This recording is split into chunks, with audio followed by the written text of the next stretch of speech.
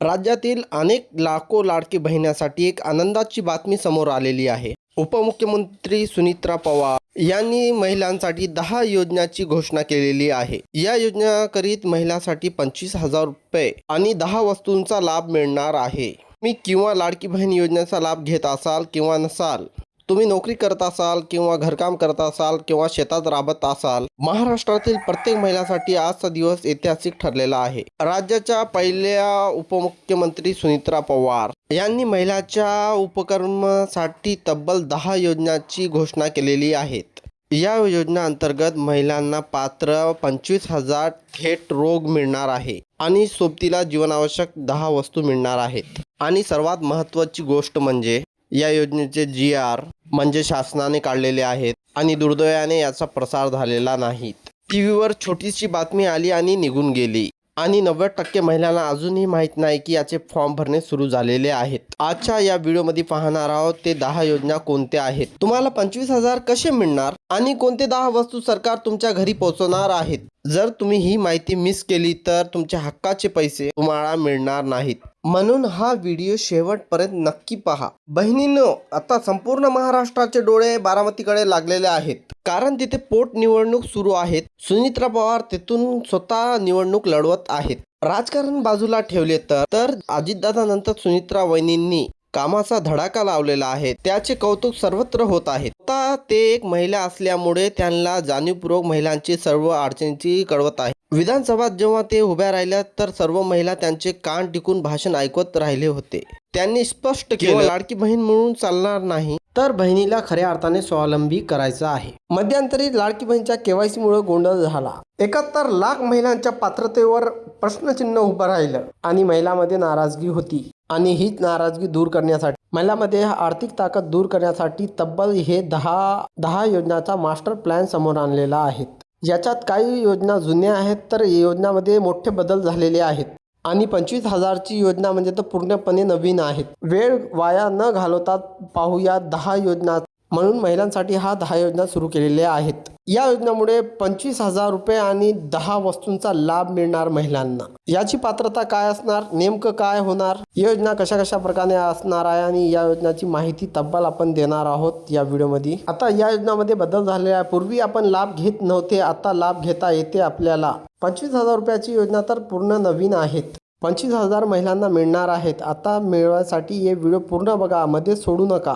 ज्या महिलाची प्रसूती होणार, या ज्या महिला गर्भवती आहेत, 25,000 तर मिळणारच. आत्ता 5,000 अजून मिळणार, टोटल म्हणजे तर 30,000 रुपये मिळणार. ही पहिली योजना आहे.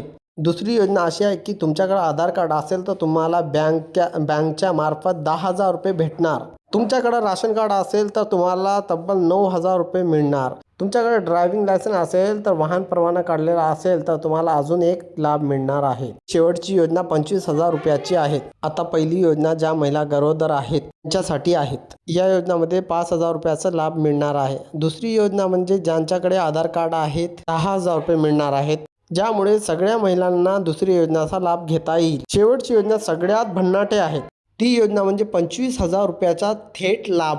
आता आपण टप्प्याटप्प्याने प्रत्येक एक योजना पाहत आहोत. 1 नंबरची योजना, 3 नंबरची योजना, 10 नंबरची योजना. आता सगळ्यात आधी पाहूया पहिली योजना, प्रसूती सहाय्य योजना. पहिली योजना म्हणजे तर महिलांसाठी, गरोदर महिलांसाठी. ज्या महिलेची प्रसूती अगोदर सरकारी रुग्णालयात होत होती त्यांना पैसे कमी भेटत होते. आता नवीन निर्णयानुसार या महिलांना पण पोषण आहारासाठी या महिलांना 5,000 रुपये अतिरिक्त देणार आहे. आता एकूण 30,000 रुपये थेट मदत खात्यात येईल. ती योजना म्हणजे गरोदर महिलांसाठी होती. आता ही योजना म्हणजे सर्व महिलांसाठी आहे. आधार कार्ड प्रत्येक महिलेजवळ असते आणि बँक खाते बी असते. जर दोनही तुमच्याजवळ असतील तर तुम्हाला 10,000 रुपयाचा लाभ मिळणार आहे. आता तुम्हाला ह्या 10,000 रुपये योजनेचा लाभ मिळवण्यासाठी दुसरी योजनेची माहिती घ्यायला लागेल.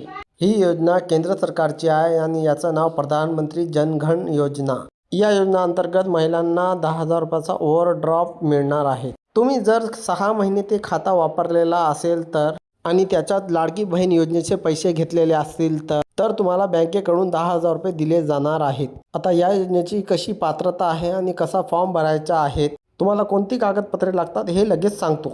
त्याआधी तिसरी योजना जर तुमच्याकडे राशन कार्ड असेल तर तुम्हाला महिन्याला 9,000 रुपये कसे मिळतात ह्या तिसऱ्या योजनेअंतर्गत माहिती घेऊया. आणि 10वी योजना थेट तुम्हाला त्याच्यात 25,000 रुपयाचा लाभ आहे.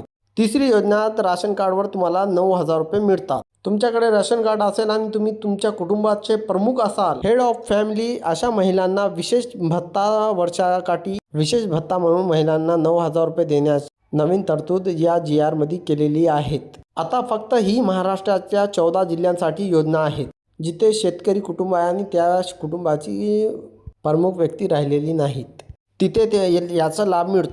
चौथी योजना अशा महिलांसाठी आहे ज्यांच्याकडे गाडीचा लायसन्स आहेत, त्यांना विशेष सबसिडी मिळणार आहेत.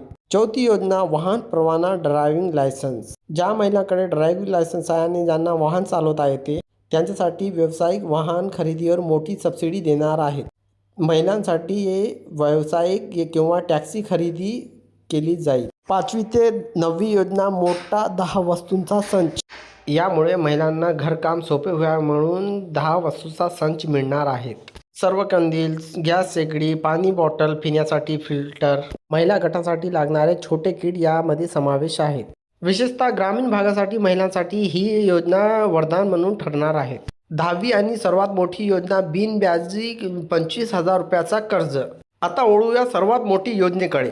ज्या महिलांच्या खात्यात लाडकी बहीण योजनेचे पैसे नियमित येतात त्या महिलांची बँकिंग हिस्ट्री तयार झालेली आहे. आता सरकारने बँकाला निर्देश दिलेले आहेत या महिलांच्या खात्यावर 25,000 रुपयाचे खेळते भांडवल, वर्किंग कॅपिटल उपलब्ध करून द्यावे. याचे हप्ते तुमच्या 1,500 रुपयाचे मानधनातून कापले जातील, जेणेकरून तुम्हाला व्याजाचा बोजा पडणार नाहीत आणि व्यवसायासाठी मोठी रक्कम येईल. आता प्रश्न येते की या योजनेसाठी पात्र कोण आहेत? महाराष्ट्राची रहिवासी असलेली प्रत्येक महिला ज्यांचं उत्पन्न 2.5 लाखाच्या आत आहेत. विशेषतः 14 जिल्ह्यातील महिला जिथे दुष्काळी पडत आहेत तिथे प्राधान्य दिले जाणार आहेत.